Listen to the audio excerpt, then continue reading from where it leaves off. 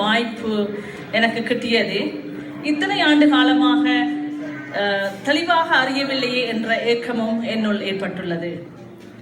முதன்முறையாக திருவாளர் விஜயன் அவர்களை நான் சந்தித்து உரையாடிய போது அவருடைய சேவை செய்யும் பண்பும் மனப்பான்மையும் என்னை மிகவும் ஈன்ற ஒரு காரியம்.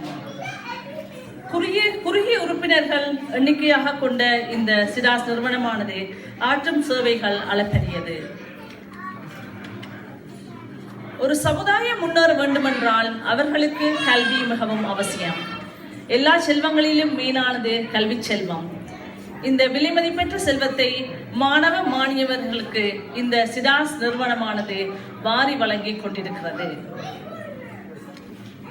செய்து முடிக்கப்பட்ட மாபெரும் சாதனைகள் அனைத்தும் செய்ய முடியாதவைகள் என்று முதலில் பலரால் நிராகரிக்கப்பட்டவைதான். அத்தகைய இமயமலை சாதனை